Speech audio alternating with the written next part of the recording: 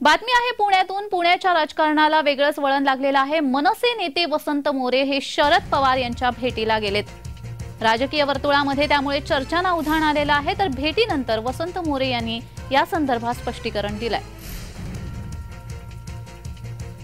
वसंत मोरे हे शरद पवार यांच्या भेटीला गेले। मनसे नेते वसंत मोरे यांनी शरद पवारांची भेट घेतली। यानंतर राजकीय वर्तुळामध्ये चर्चांना उधाण आलं। मात्र भेटीनंतर वसंत मोरे यांनी या भेटी संदर्भात स्पष्टीकरण दिलंय।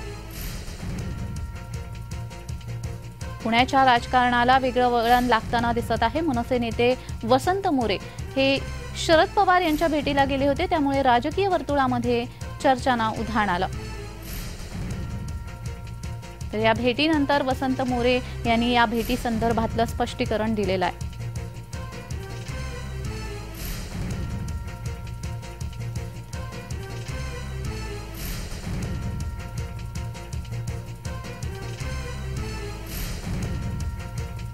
राजकीय वर्तुळामध्ये चर्चांना उधाण आलंय।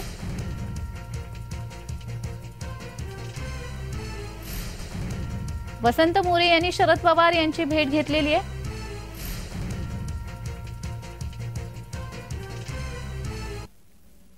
तर भेटीनंतर वसंत मोरे काय म्हणालेत पाहूयात। मी माझ्या प्रभागातील ज्या मैदानासाठी भांडतोय, गेली 2 महिने झालं सातत्याने मी हे जे 9 एकर जागेचं आरक्षण आहे, हे माझ्या प्रभागातलं शेवटचं आरक्षण आहे, जे मला मिळावं, जे अबाधित राहावं, त्यासाठी मी प्रयत्न करतोय। आणि त्यासाठी मी सन्माननीय सुप्रियाताई सुळे खासदार यांच्या मतदारसंघामधला तो विषय आहे। त्यामुळे मी सुप्रियाताईंची गेल्या 2 महिन्यापासून वेळ मागतोय। ती मला वेळ मिळत नव्हती। काल रात्री मला सुप्रियाताईंच्या पीएननी मला फोन केला की उद्या ताई आहेत, तुम्ही निसर्गाला या। मी आता जाता इथं आलो, ताईंना भेटायला आलो, तर मला इकडं मोठे साहेब भेटले आणि विशेषतः म्हणजे साहेबांनी माझ्याकडनं ती माझा विषय सगळा ऐकून घेतला आणि मला स्वतः सन्माननीय पवार साहेबांनी शब्द दिले की हे आरक्षण कोणत्याही परिस्थितीत मी जाऊ देणार नाही। काय राजकीय चर्चा झाली? कारण की अनेक वेळा तुम्ही नाराज असल्याचं म्हटलं गेलं। नाही, मी नाराज नाही आहे। मला प्रेस नाराज करते सारखी।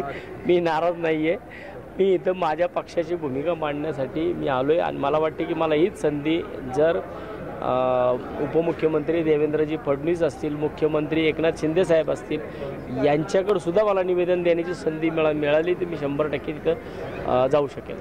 तुम्ही